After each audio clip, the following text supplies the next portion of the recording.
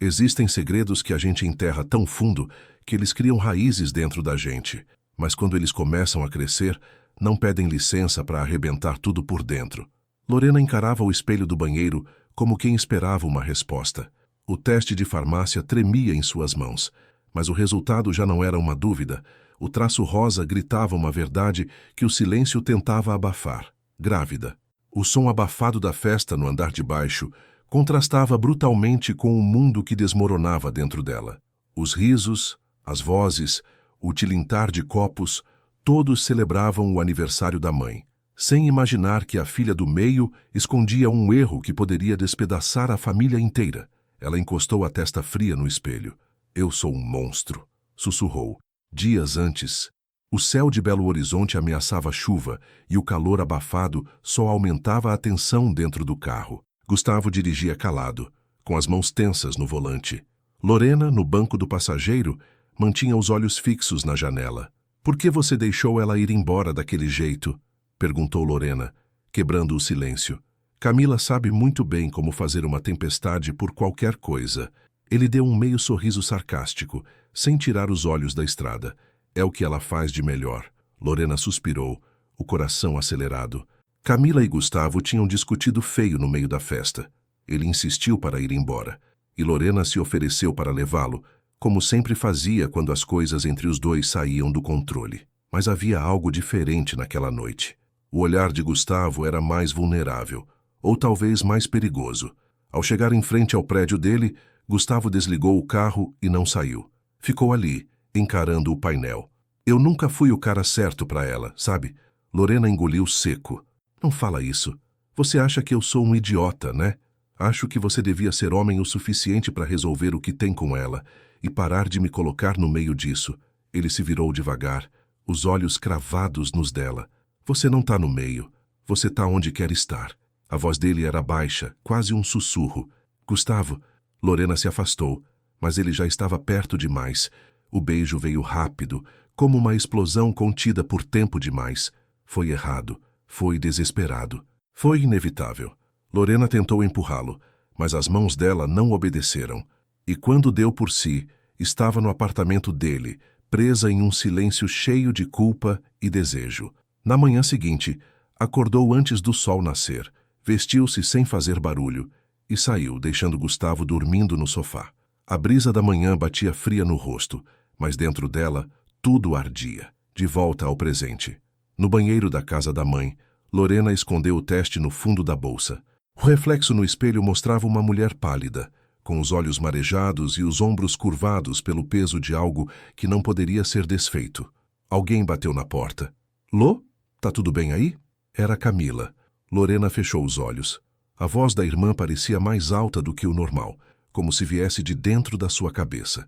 "Tudo sim, só comi demais. Tô enjoada", respondeu, forçando leveza. "Você tá estranha hoje. Depois a gente conversa, tá?" "Claro." Quando a porta se fechou, Lorena soltou o ar com dificuldade. Colocou a mão sobre o ventre.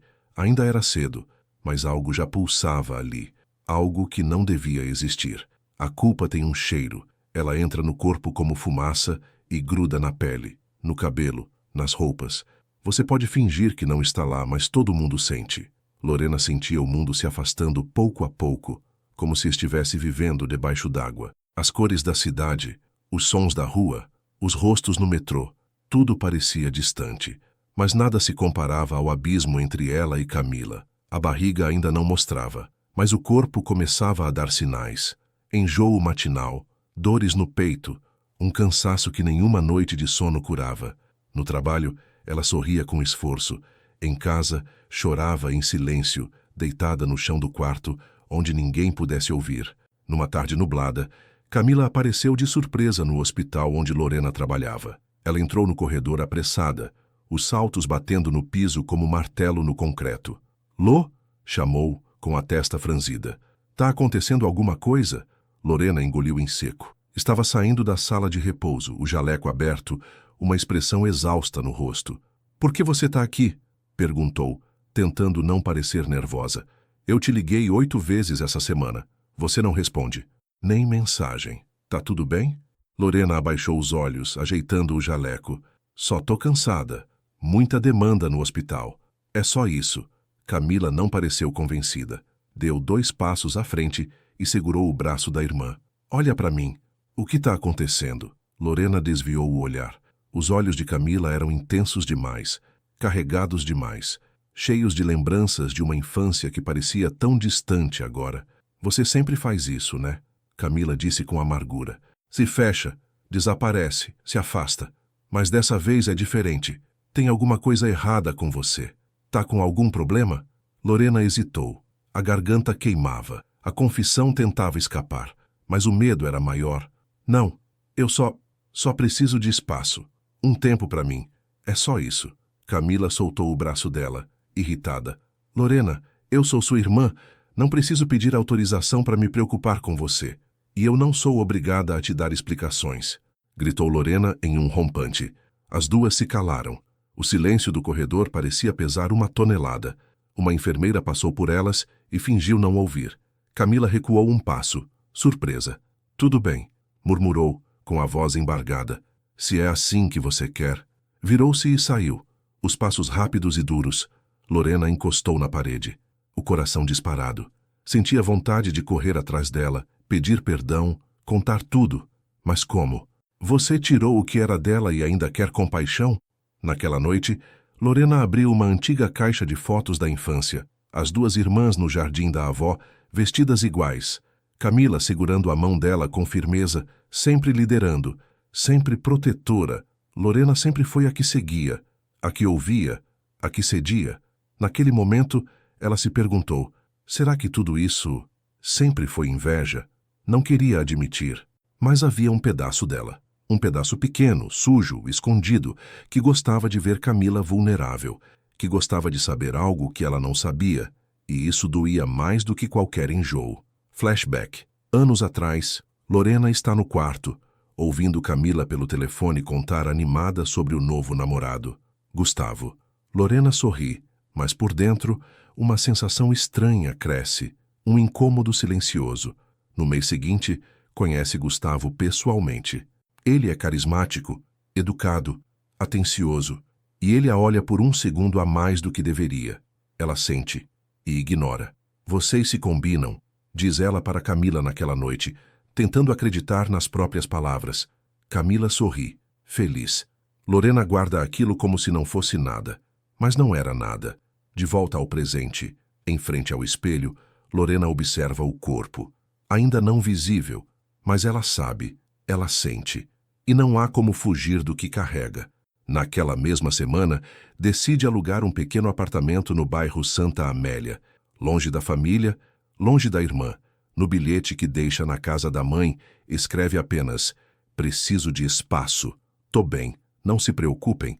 Camila liga, manda mensagens, nenhuma resposta. Lorena bloqueia todos os números. Só Gustavo tem o contato novo, e ela o proíbe de usá-lo. Mas ele envia uma mensagem curta, 2 dias depois. Eu preciso saber se é meu. Lorena apaga sem responder.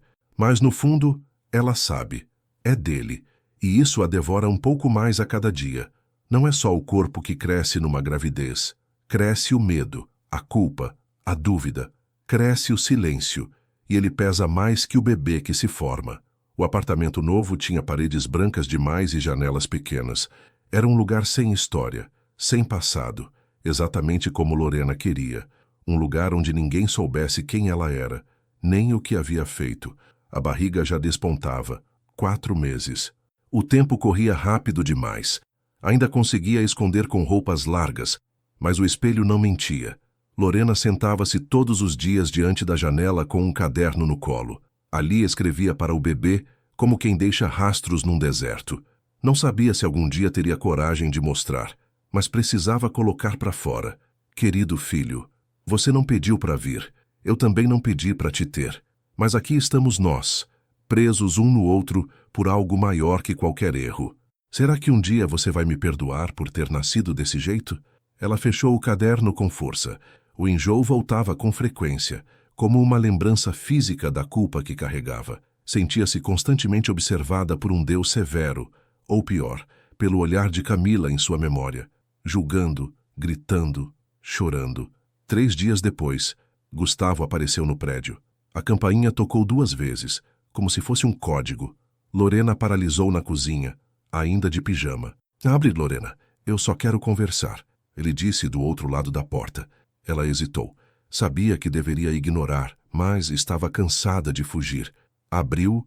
Gustavo estava com o cabelo bagunçado, olheiras fundas. Ele parecia mais magro. Você tá péssima, ele disse, tentando um sorriso. Entra logo antes que algum vizinho ouça, ela sussurrou, puxando-o pelo braço. Dentro do apartamento, o clima era tenso. Ela cruzou os braços, protegendo a barriga instintivamente. Por que você veio? Porque eu não consigo dormir desde que você sumiu. Eu preciso saber se você ainda pensa em mim. Se vai me deixar ver essa criança. Lorena bufou. Gustavo, pelo amor de Deus, você tá pensando em você de novo. Não, eu tô pensando em nós. Não existe nós. Ela gritou, com os olhos marejados. Ele se aproximou devagar, mas ela recuou. Você traiu a minha irmã comigo. Isso não é amor, isso é podridão. Que agora, cada vez que eu olho para essa barriga, eu vejo tudo o que eu destruí. Gustavo abaixou a cabeça. Eu sei, eu sou um covarde. Eu menti para ela, para mim, para você. Eu nunca devia ter cruzado essa linha, mas cruzou. E agora tem uma vida aqui dentro. Ela apontou para o ventre, a voz falhando. Isso não é só um escândalo de família, isso é um ser humano. Gustavo chorou. Pela primeira vez, ele chorou. Me deixa ser pai. Me deixa tentar, Lorena. Mesmo que a gente nunca mais se veja como antes. Ela ficou em silêncio por longos segundos. Vai embora, Gustavo. Se você quiser mesmo fazer o mínimo certo, nunca mais volta aqui. Nunca mais. Ele hesitou, mas entendeu. Saiu sem olhar para trás. Lorena trancou a porta, deslizou até o chão e abraçou o joelho. Chorou até não conseguir mais respirar. Dias depois, a solidão se tornou rotina. Lorena quase não saía. Passava os dias entre o sofá e a cadeira da janela. Na barriga, o bebê mexia cada vez mais. Ela começou a conversar com ele em voz alta. Sabia que sua tia cantava para mim quando eu tinha pesadelo? Ela fazia um sanduíche de pão de forma e dizia que era café de hotel. Ela era meu mundo, até eu destruir o dela. Silêncio. Eu não sei se vou conseguir te amar como você merece, Miguel, mas eu prometo que vou tentar. Eu prometo. Ela chorava e, ao mesmo tempo, sentia algo estranho. Um movimento interno, como se o bebê tivesse reagido àquela promessa. Pela primeira vez, ela sorriu. Existem dores que não se explicam, só se gritam, e quando a verdade finalmente salta da garganta, ela arranha, fere, arrebenta tudo no caminho.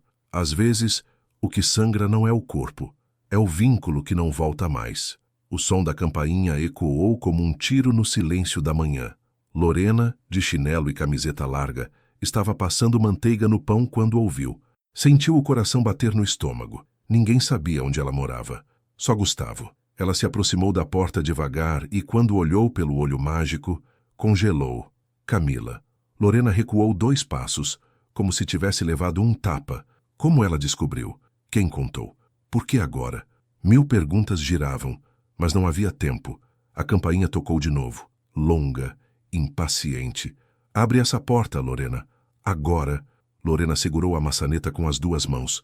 Tremia. Abriu. Camila entrou sem pedir. Os olhos dela fitaram tudo ao redor, cada móvel simples, cada detalhe, e, por fim, pousaram no ventre de Lorena, agora visivelmente redondo. O silêncio que se seguiu foi mais violento que qualquer grito. Camila deu um passo à frente. É verdade? Lorena tentou falar, mas a voz não saiu.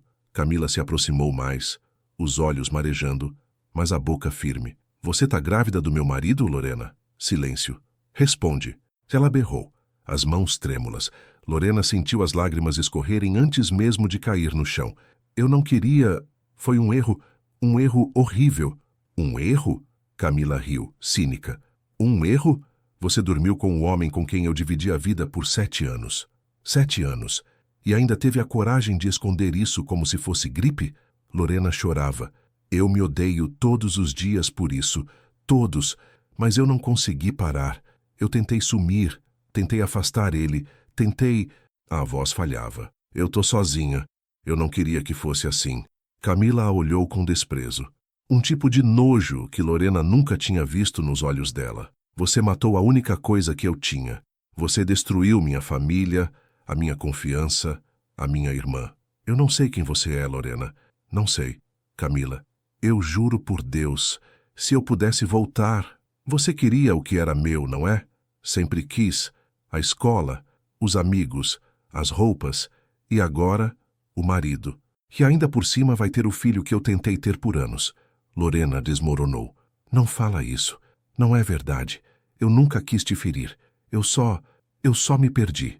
Camila, com os olhos cheios de lágrimas, cuspiu, pois se perdeu para sempre. Ela olhou em volta, respirou fundo e tirou algo da bolsa. Era um envelope.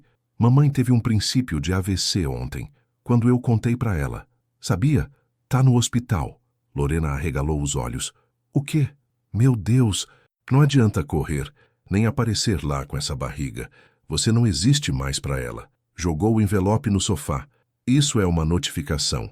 Gustavo pediu separação oficialmente hoje. Você venceu. Mas parabéns, a vitória veio com gosto de sangue. Lorena caiu de joelhos. Camila se virou, foi até a porta. E antes de sair, disse com a voz fria: reza para esse bebê não se parecer com ele. Ou com você. Porque ninguém nesse mundo merece nascer carregando esse tipo de vergonha. A porta bateu com força. Horas depois, Lorena está no chão, abraçada a uma almofada, o rosto inchado, a camiseta suja de lágrimas. Sente uma dor aguda na barriga. Coloca a mão sobre o ventre, assustada. Não, por favor, não agora. Corre até o banheiro. Sangue, muito sangue. Chama o hospital. Vai sozinha. Os médicos fazem exames. Horas de espera. No fim, um alívio frio. Foi um descolamento. O bebê está bem, mas você precisa de repouso absoluto. E emocionalmente, você não pode continuar assim. Lorena segura a ultrassonografia. A imagem pequena, a forma de um corpo crescendo dentro dela. Ainda ali, ela olha para a médica e diz: ele resistiu. A médica sorri, mas Lorena não. O rosto dela carrega o cansaço de quem não sabe se quer resistir também. Existe um tipo de silêncio que não vem da ausência de som, mas da ausência de laço. Quando ninguém te chama pelo nome, quando ninguém segura tua mão. É nesse silêncio que o desespero encontra espaço para crescer. O quarto do hospital tinha paredes beges, uma poltrona desconfortável e uma TV sem som, ligada no Jornal da Tarde. Lorena estava ali há 5 dias, sozinha. Nenhuma visita, nenhuma ligação. O médico entrou no quarto com um sorriso formal. A boa notícia é que o sangramento estancou. Seu bebê está forte, mas você precisa repousar. Nada de esforço. Fique tranquila. Lorena assentiu com um aceno fraco. Algum familiar vai acompanhá-la na alta? Ela hesitou por segundos, o rosto queimando de vergonha. Não, eu tô bem. Consigo sozinha. De volta ao apartamento, o silêncio era um animal vivo. Gritava dentro das paredes. A comida na geladeira tinha vencido. A pia estava cheia. O banheiro cheirava a mofo. Lorena se arrastou até o sofá e sentou devagar, com uma almofada apoiando a barriga. O bebê chutou. Um movimento forte, cheio de vida. Ela olhou para baixo, chorando. Você ainda está aí, né? O caderno estava sobre a mesa. Ela o puxou com cuidado e escreveu: hoje quase te perdi. E a verdade, parte de mim, achou que seria um alívio. Mas quando senti o sangue, eu quis morrer junto. Eu te amo, Miguel. Mesmo que o mundo inteiro odeie de onde você veio. Mesmo que a sua família seja um campo de escombros. Mesmo que eu nunca seja suficiente. Ela fechou os olhos e deixou a caneta cair no chão. Dias depois, no supermercado, Lorena passou os produtos no caixa. Fraldas, lenços umedecidos, chá de camomila. Tentava focar no essencial. A moça do caixa, sorridente, apontou para a barriga. É menino ou menina? Lorena forçou um sorriso. Menino. Primeirinho? Ela hesitou. É. Ai, que bênção. Nome? Lorena travou. Nunca tinha dito em voz alta. O nome vivia nas cartas, nos pensamentos. Mas agora era real. Miguel. Lindo. Força, mãe. Vai dar tudo certo. O mãe doeu como uma faca. Era a primeira vez que alguém a chamava assim. Ela saiu do mercado com os olhos marejados. Era mãe. Estava prestes a trazer uma vida ao mundo. E ninguém da sua família veria isso. No fim daquela tarde, a campainha tocou. Ela hesitou. De novo. Abriu a porta. Uma senhora estava ali, com os cabelos brancos e expressão gentil. Usava um vestido azul claro e segurava uma sacola com maçãs. Você é Lorena, né? A moça que está esperando um bebê do meu neto. Lorena ficou em choque. A senhora é mãe do Gustavo. Ela sorriu com tristeza. Fiquei sabendo de tudo por ele. E antes que você ache que eu vim brigar, calma, não vim para isso. Lorena não sabia o que dizer. A senhora entrou sem esperar convite. Eu tive um filho que fez merda atrás de merda, mas nunca deixei de ser mãe dele. E agora vou ser avó. Não é culpa dessa criança. Você entende isso? Lorena assentiu com os olhos cheios. Ele vai precisar de você. Mesmo que o mundo inteiro tenha virado as costas, o mundo dele vai começar com você. Ela deixou a sacola na mesa e, antes de sair, acrescentou: se você quiser, eu posso voltar, trazer umas roupinhas, ajudar um pouco. Não por ele, por vocês dois. Lorena chorou. Pela primeira vez em dias, alguém oferecia um pedaço de chão para onde ela pudesse pisar. Noite, Lorena dormiu segurando a ultrassonografia. Sonhou com Miguel correndo num quintal cheio de terra. Camila assistia de longe, sem se aproximar. A mãe dela regava uma planta murcha. Gustavo era só uma sombra, sentada ao fundo, sem rosto. Ela acordou com o som do bebê chutando forte. Apertou a barriga com carinho. Eu não sei como vai ser, meu filho, mas a gente vai atravessar, nem que seja com os 2 joelhos no chão. Às vezes, o fundo do poço não é o fim. É só o lugar onde a alma toca o chão e decide se levanta, ou se desiste de vez. E às vezes, tudo o que precisamos é de uma carta, uma frase, uma mão que não foi esquecida. A bolsa estourou de madrugada. Sozinha no apartamento, Lorena gritou de dor. A toalha entre as pernas, os joelhos tremendo, o celular escorregando da mão. Ela ligou para o SAMU com a voz trêmula. Por favor, eu tô grávida. E tá vindo agora. 2 vizinhos ajudaram até a ambulância chegar. Lorena foi levada com contrações violentas e um pânico maior do que qualquer dor física. Nenhum parente, nenhum abraço, nenhuma mão apertando a sua. Só o médico, a equipe e um grito que rasgou a madrugada quando Miguel finalmente veio ao mundo. O choro dele preencheu a sala, mas Lorena não chorou. Ela estava exausta. Olhava para o teto sem piscar. Quando colocaram o bebê sobre o peito dela, ela não reagiu, não o abraçou, não o olhou, ficou imóvel. A enfermeira a chamou suavemente. Mãe, ele está aqui. Você quer segurar? Lorena virou o rosto para o lado, os olhos secos. Não agora. 2 dias depois, Miguel estava na UTI neonatal por precaução. Lorena não saía do quarto. Recusava visitas, recusava ligações. A equipe médica começou a se preocupar. A psicóloga do hospital foi chamada. Sentou ao lado da cama. Lorena, você sabe que o bebê precisa de você, né? Ela não respondeu. A senhora tem histórico de depressão? Não. A voz saiu fraca. E a família? Algum apoio? Lorena sorriu, mas era um sorriso triste, morto. Eu matei minha família. A psicóloga ficou em silêncio. Depois disse, com calma, às vezes, o perdão demora. Às vezes, ele não vem de fora. Mas você ainda tem escolha. Pode começar de dentro. No 3º dia, alguém bateu na porta do quarto. Era a recepcionista. Entregou um envelope bege. Deixaram isso para você na portaria. Não tem remetente. Lorena sentou-se devagar e abriu. Era uma carta, escrita à mão. A letra, inconfundível. Era de Camila. Lorena, não tenho forças para dizer isso em voz alta, mas preciso te escrever. Eu ainda sinto raiva. Ainda dói, ainda sonho com aquele dia e acordo chorando. Mas hoje vi uma foto do Miguel. Alguém compartilhou no grupo antigo da família. Ele tem os olhos do papai e alguma coisa dentro de mim amoleceu. Eu não quero viver presa nesse ódio. Eu não sei se vou conseguir te ver de novo.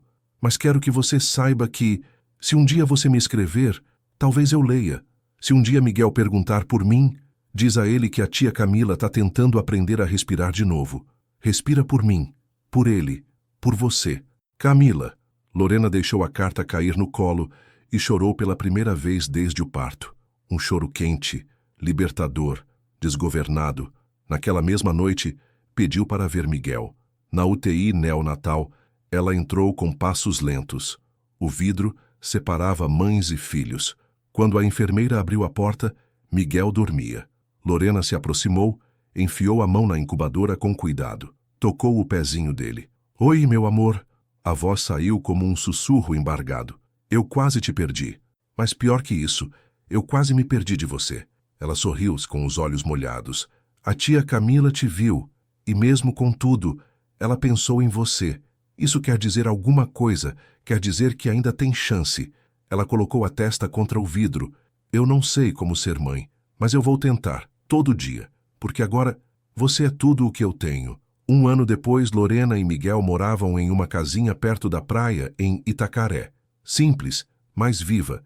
Ela trabalhava numa clínica local, cuidando de idosos. Miguel frequentava a creche da vila. Todos os dias, ao chegar do trabalho, Lorena escrevia uma carta. Não para Miguel, para Camila. Não as enviava. Ainda não. Mas escrevia. No quadro da sala, pendurado como um retrato, estava a primeira ultrassonografia com uma única frase escrita embaixo. Perdão é nome de gente forte.